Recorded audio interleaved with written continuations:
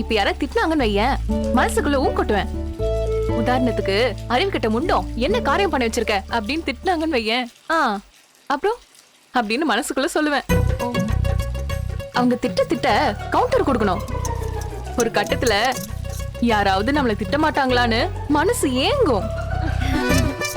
சரி அறிவு, நீ தள்ளிப்போ, நான் பாத்திரம் தேய்க்கிறேன். அதெல்லாம் ஒண்ணு வேணாம், இதுவே என் வேலை இல்ல. விட்டா சோம்பேறி ஆயிடுவேன்னு இதெல்லாம் இழுத்து போட்டு நானே பண்ணிட்டு இருக்கேன். இதெல்லாம் செய்யறதுக்குனே மல்லிகா அக்கான்னு ஒருத்தங்க இருக்காங்க. அவங்கள நான் ஒரு சீன்லயும் பார்த்ததும் இல்ல, அவங்க இங்க வந்ததும் இல்ல. பாரதி மாமா இன்னும் எந்திரிக்கல, அவருக்கு சூடா ஒரு டீ போட்டு கொடுக்கணும். தாராளமா போடுக்கணுமா?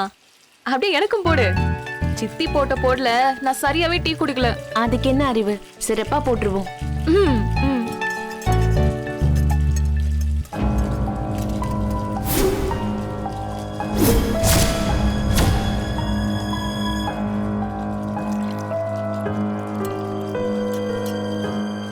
அறிவு, பாத்திரத்தை தனியா வச்சு புழங்கு.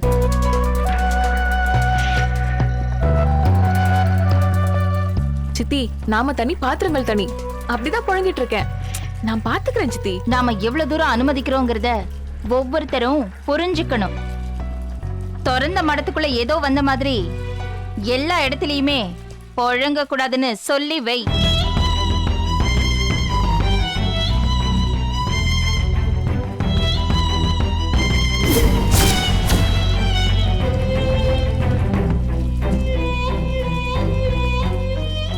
என்ன கணமா, சித்தி திட்டினதுக்கு வருத்தப்படுறியா?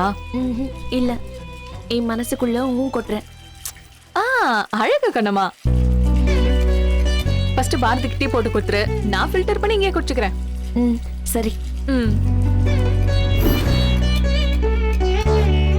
இந்தாங்க.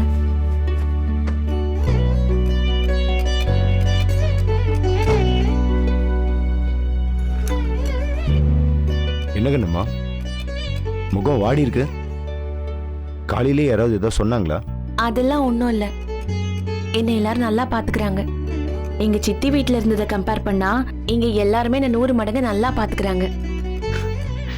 கம்பேரிசன்லாம் நல்லா தான் இருக்கு, பட் சம்திங் இஸ் மிஸ்ஸிங் உன் முகத்துல. ஆமா, டக்குன்னு ஒட்டிக்க முடியல, போக போக தான் பழக்கத்துக்கு வரும். நீ ஒன்னு பண்ணு, இன்னைக்கு நான் ஹாஸ்பிட்டல் போல, நீ என்ன பண்ணு, சீக்கிரமா ரெடி ஆகு, நம்ம வீட்டுக்கு போலாம். நிஜமாவா? நிஜமா. நீயும் எல்லா பொண்ணு மாதிரி தான் கண்ணம்மா, பிறந்து விடணும்னு இவ்வளவு குஷிப்பாரு. அப்படி இல்ல, அஞ்சலி அகிலன் கல்யாணத்தை பத்தி பேசிட்டு வரலான்னு. அப்படியே அப்பாவையும் பார்த்துட்டு வரலாம். ஆமாமா, உங்க அப்பாவையும் நல்லா விசாரிச்ச மாதிரி இருக்கும். நாம சேர்ந்து போனா அப்பா ரொம்ப சந்தோஷப்படுவாரு. நாம நல்லா இருக்கோம்னு அப்பா கிட்ட காட்டிட்டு வரணும். சரி, ஓகே, சீக்கிரமா டிஃபன் பண்ணு, ½ அன் ஹவர்ல நம்ம கிளம்புறோம். ஓகே, தாராளமா கிளம்பலாம். நான் ஒரு அவசர சமையல உப்புமா ரெடி பண்றேன். உப்புமாவா? உங்களுக்கு பிடிக்காதா? நீ வேற, ஐ லவ் உப்புமா. உப்புமா பத்தி ஒரு பெரிய பொக்கிஷமே வச்சிருக்கேன். அதெல்லாம் ஹாஸ்டல் கதை, அதெல்லாம் அப்புறம் சொல்றேன். ஓகே? சரி பாரதி மாமா, நீங்க ரெடியாயி கீழே வாங்க, உப்புமா ரெடியா இருக்கும். சாப்பிட்ட உடனே நாம கிளம்பலாம். சரியா? எஸ். குடிச்சிட்டீங்களா?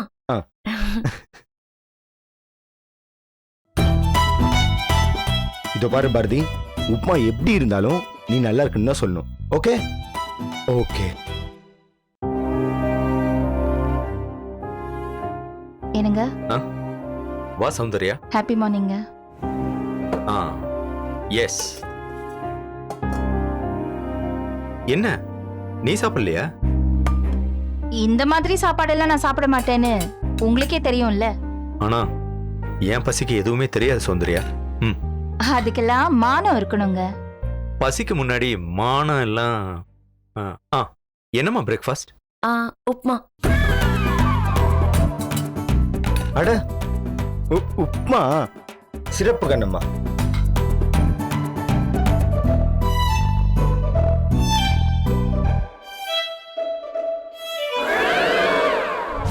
அம்மா, கொலப்பசி பசிக்குது. என்ன டிஃபன்? உப்புமாடா. ஐயோ, உப்புமாவா? ஐயோ, இந்த உப்புமா மாதிரி ஒரு விஷம் ஊருக்குள்ள கிடையவே கிடையாது. விஷத்துக்கு கூட முறிவு இருக்குமா, ஆனா இந்த உப்புமாக்கு கிடையவே கிடையாது. ப்ளீஸ்மா கேன்டீன்ல சாப்பிட்டுக்கமா. Bye bye bye bye bye bye bye. டேய், இந்த உலகத்திலேயே உப்புமா மாதிரி ஒரு பெஸ்ட் ஃபுட் உப்புமா தான். என்னப்பா சொல்றீங்க? பா, இந்த உப்புமாக்காகவே நீ அம்மாவை டிவோர்ஸ் பண்ணலாம்ப்பா. அட நீ வேற. இங்க பார், உலகத்துல உப்புமா கிண்டாத பொம்பளைகளும் அல்வா கொடுக்காத ஆம்பளைகளும் வாழ்ந்ததா சரித்திரமே இல்லை. உப்புமாக்காக உங்க அம்மாவை டைவர்ஸ் பண்ணேன்னு வை, அப்புறம் வாரத்துல 7 நாள் உப்புமா போடுறவளா வந்து வாச்சிட்டானா? அப்பா,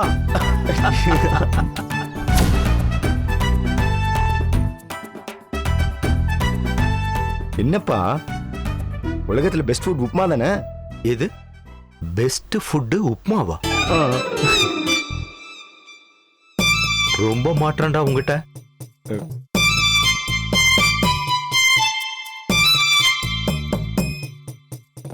எப்படி இருக்கு உப்புமா? நான் முதல்ல பண்ணிருக்கேன். ரொம்ப சிறப்பா இருக்கு கண்ணம்மா.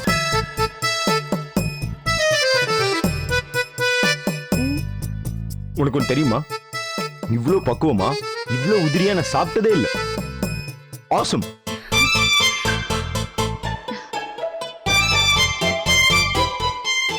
பா, எனக்கு இப்ப என்ன தெரியுமா தோணுது, இந்த உலகமே அப்படியே உப்புமா வாசம் அடிக்கிற மாதிரி அவ்வளோ ஒரு மனம். பா, ரொம்ப தேங்க்ஸ். கண்ணம்மா, நீ போய் ரெடியாங்க. அப்பா, நீங்க சொன்னது கரெக்ட் தான்ப்பா. இந்த உலகத்துல உப்புமா கிண்டாத பெண்களே இல்ல. இன்னொன்னு சேர்த்து சொன்னேன், இந்த உலகத்துல அல்வா கொடுக்காத ஆம்பளைங்களும் இல்ல. அத மறந்துட்டியா? டேய் அகில், உலகத்திலேயே கொடூரமான விஷயம்னா உங்க அண்ணன் இந்த உப்புமாவை சொல்லுவான். ஆனா இன்னைக்கு அவன் கொண்டாடி சாப்பிட்டுக்கிட்டு இருக்கான். பாத்தியா? இதுதான் கால கொடுமைன்னு சொல்லுவாங்க. அம்மா, நீங்க என்ன சொல்லுங்க, எப்பவுமே உங்க கைப்போக்கம் தான்மா செமையா இருக்கும். இதெல்லாம் சகிச்சுக்கிட்டு சாப்பிடுறது உப்புமாவா அது?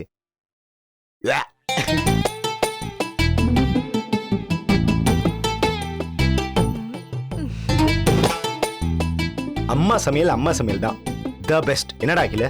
நான் பாரதி, அம்மாவுக்கும் மனைவிக்கும் இடையில ரன் எடுக்கிறியா? சிறப்பு. மாட்டாண்ட பாரதி. அம்மாவா மனைவியாங்கிறது ஒரு எண்ட்லெஸ் கேம்.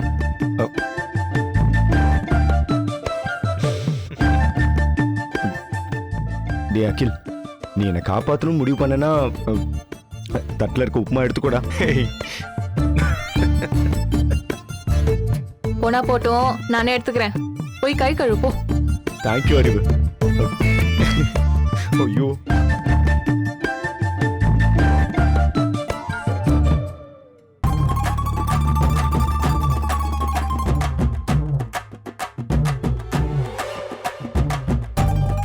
இந்த உப்புமாவை கூட நீங்க இப்படி சாப்பிட்டுட்டு இருக்கீங்களே. சௌந்தர்யா, ஒரு கெட்டதை அனுபவிக்கும் போதுதான் நல்லது எவ்வளவு உயர்ந்ததுன்னு புரியுது. சும்மா சொல்லக்கூடாது. உன் கைப்பக்கம் இருக்கே அது. போதுங்க. எனக்கு பாரதி கிட்ட இருக்கிற மாற்றம் பிடிக்கல. சௌந்தர்யா, இங்க பார். ரெடியா கண்ணுமா? போலாமா? போலாம். அம்மா, நான் கொஞ்சம் வெளில போயிட்டு வரேம்மா. போயிட்டு வரோம்.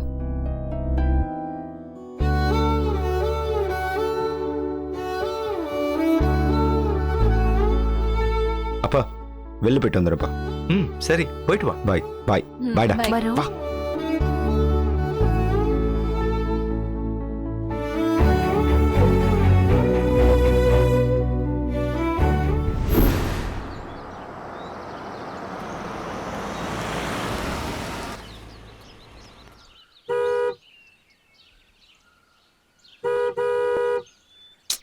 ஏன் இவ்வளவு சத்தம்? கேட்கணும், எல்லாருக்கும் கேட்கணும்.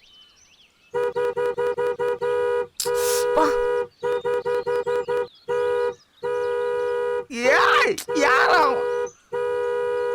டேய் தம்பி, யார் கார்டா அது? அக்கா, பெரிய மாப்பிள்ள பாரதியோட கார் மாதிரி இருக்கு. அவர் தான் வந்திருக்காருன்னு நினைக்கிறேன்க்கா. நாம வந்து ரிசீவ் பண்ணணுங்கிறதுக்காக ஆரன் அடிச்சுக்கிட்டே இருக்காரு. அக்கா, நம்ம போய் கூப்பிடலாமா? வா போலாம். டேய், அவரோட மாப்பிள்ள தானே, அக்கறை இருந்தா அவர் போய் கூப்பிடட்டும். இதுதான் தவறு. இப்ப நம்ம கிட்ட இருக்கிற ட்ரம்ப் கார்டுல வேல்யூவான கார்டே இதுதான். அகிலனை விட பெரிய மாப்பிள்ளைய நம்பலாம்க்கா. இந்த வீட்டை தக்க வச்சுக்கிறதுக்கு, காரை தக்க வச்சுக்கிறதுக்கு, பேங்க் பேலன்ஸை தக்க வச்சுக்கிறதுக்கு, இந்த மாதிரி நிறைய சமாச்சாரங்கள் இருக்குக்கா. அவர் ஒன்றும் தனியா வந்திருக்க மாட்டாரு. ஆமா, கண்ணம்மா இப்ப தெய்வத்தோட சன்னிதானத்துல இருக்கிறப்போ அண்ணன் சொல்ல முடியாது.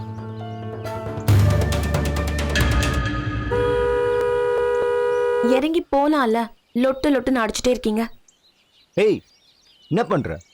உட்கார். அவங்க இறங்கி வரட்டும். அக்கா, அவங்க நம்ம வீட்டுக்கு வந்திருக்காங்க. அவங்கள நாம உள்ள கூப்பிடணும். போய் கூப்பிடு. டேய், நம்ம ஒன்னும் அழைக்கலையேடா. உங்களுக்கு திரும்ப திரும்ப சொல்லணுமா? இது அவங்க வீடு, நாம இங்க சும்மா தங்கிக்கிட்டு இருக்கோம். அஞ்சலி, நீ இங்கே இரு. வா.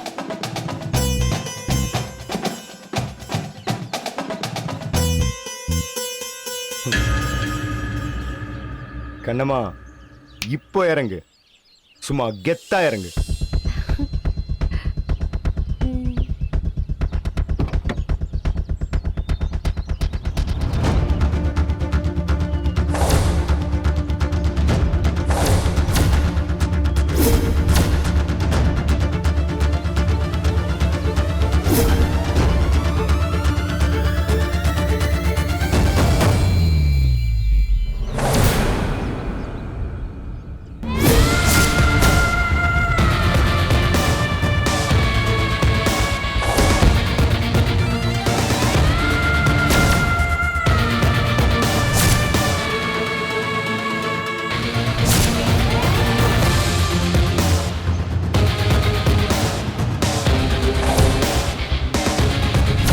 ஒரு நிமிஷம். உன்னை விட்டுட்டு நான் சுத்தி போக வேண்டியதா இருக்கும். அது சரியா வராது. நீ அப்பா வண்டி எடுத்துட்டு போ. என்னால உன்னை டிராப் பண்ண முடியாது.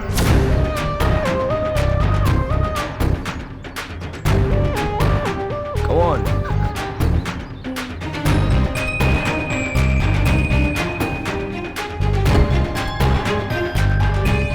வாங்க வாங்க பெரிய மாப்பிள்ள, நல்லா இருக்கீங்களா? மாப்பிள்ள, கண்ணம்மா, மாமா நல்லா இருக்கியா? வணக்கம். என்ன மாப்பிள்ள, நல்லா இருக்கீங்களா? நல்லா இருக்கேன் இன்னைக்கு கூட உங்களை தான் நினைச்சேன். கண்ணம்மா, அப்பா, எப்படிமா இருக்க? ரொம்ப நல்லா இருக்கேன்ப்பா. நீங்க எப்படி நான் இருக்கீங்க? நல்லா இருக்கேம்மா. மாப்பிள்ள நல்லா பாத்துக்கிறாராமா? நல்லா பாத்துக்கிறாருப்பா. உன்னை இப்படி பாக்குறதுல எனக்கு ரொம்ப சந்தோஷமா இருக்குமா.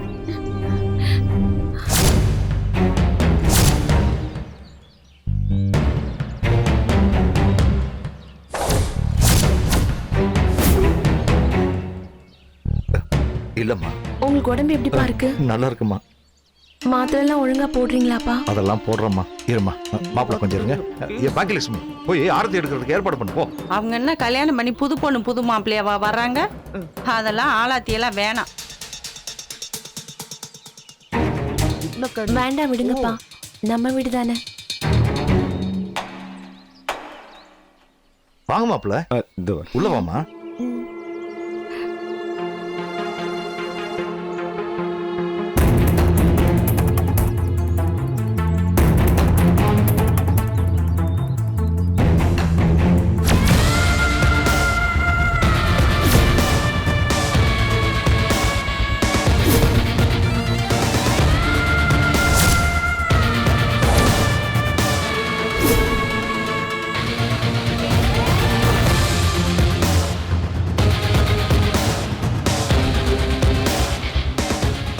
எப்படி இருக்க? எனக்கு என்ன, நல்லா தான் இருக்கேன். மிஸ் சென்னை ஆச்சே. ஆனா நீ கார்ல இருந்து இறங்கினாலும் இன்னும் மாறவே இல்லை. வசதி எவ்வளவு வேணா வரலாம், ஆனா வாழ தெரியணும். வாழறதுக்கு ஒரு தகுதி வேணும். Hello miss Chennai.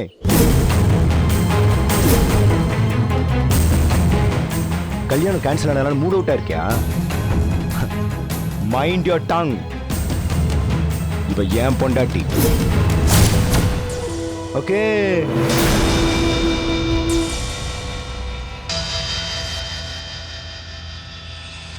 Way please.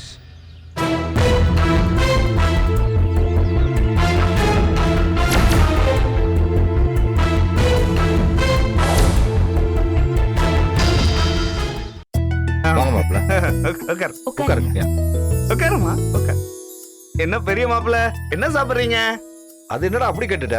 முதல்ல நம்ம வீட்டுக்கு வந்திருக்காங்க, நீ விருந்துக்கு ஏற்பாடு பண்ண. அவ்வளவுதானே, அதெல்லாம் ஜமாயிச்சிடலாம். நீங்க காபி குடிச்சிட்டு பேசிக்கிட்டே இருங்க. நான் ஊர்வன பரப்பன நடப்பன எல்லாத்தையுமே போய் புடிச்சிட்டு வந்துடுறேன். இதோ.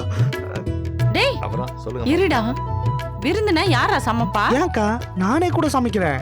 நீ இவரை கண்ணம்மாவை கல்யாணம் பண்ண புருஷனா பாக்குற, ஆனா நான் இவரை அஞ்சலியோட சம்மந்தி வீட்டுக்காரரா பாக்குறேன். அடைஞ்சு கிடக்குற நம்ம வீட்டுக்குள்ள ஒரு சின்ன வெளிச்சம் வந்த மாதிரி இருக்கு. அப்ப நானே சமைக்கிறேன்டா. அப்படி சொல்லு. சரி, அதுவும் சேர்த்து நானே வாங்கிட்டு வந்துடுறேன். நீ போய் உங்களை கவனி. வந்துடுறேன். பாரதி மாமா எந்திரிங்க, நம்ம அம்மா கிட்ட போய் ஆசீர்வாதம் வாங்கலாம். வாங்க. அப்பா, அது இன்னும் ஏறுமா தானே இருக்கு. இந்த வீடே உன் வீடு தானம்மா. நீ விட்டுட்டு போனதுக்கு அப்புறம் வீட்டுல கலையே இல்ல. அஞ்சலி இங்க வா. இங்க பாரு, விஸ்கு விஸ்குன்னு கோவப்படக்கூடாது. காரியம் பெருசா வீரியம் பெருசான்னு பார்க்கணும். நமக்கு காரியம் தான் பெருசு. கோவத்தை மூட்டை கட்டி வச்சுட்டு கிச்சனுக்கு வா. நிறைய பூண்டு வெங்காயம் உரிக்க வேண்டியது இருக்கு. வா வாங்க.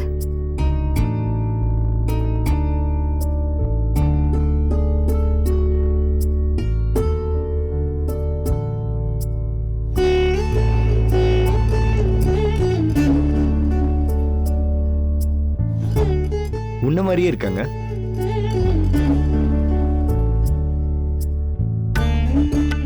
அம்மா, இவர்தான் உன் மருமகன். வணக்கம்மா, நான் தான் உங்க மருமகன். உங்க பொண்ணு உங்ககிட்ட அடிக்கடி பேசுவான்னு கேள்விப்பட்டிருக்கேன். உங்க பொண்ணு பேசுறது உங்களுக்கு கேட்கும்னா நான் பேசுறது நிச்சயம் கேட்கும். நான் உங்க பொண்ணை விரும்பி கல்யாணம் பண்ணியிருக்கேன். ரொம்ப நல்ல பொண்ணு. என் வாழ்க்கையிலே கிடைச்ச ஒரு வரம். அவரை நான் ரொம்ப நல்லா வச்சிருப்பேன். இதை நீங்க நம்பணும். மாப்பிள்ள, என் பொண்ணை கட்டிக்கங்கன்னு 100 பேர் காலையாவது விழுந்திருப்பேன். ஏறெடுத்து பார்க்காம கூட போயிருக்காங்க. ஆனா யோசிச்சு பார்க்காத இடத்துல இருந்து யோசிச்சு பார்க்காத நேரத்துல என் பொண்ணை கட்டிக்கிட்டீங்க. நான் எப்படி நன்றி சொல்றதுன்னே தெரியல மாப்பிள்ள. அப்பா, அவர் அதெல்லாம் எதிர்பார்க்க மாட்டாருப்பா. நன்றி சொல்லணும்னா காலத்துக்கும் மாத்தி மாத்தி நன்றி தான் சொல்லிட்டு இருக்கணுமாமா. மகிழ்ச்சியா இருங்க. உங்க பொண்ணு சிறப்பா வாழ போறா. இந்த உற்சாகமே உங்களை இன்னும் 10 வருஷம் எக்ஸ்ட்ராவா வாழ வைக்க போகுது பாருங்க.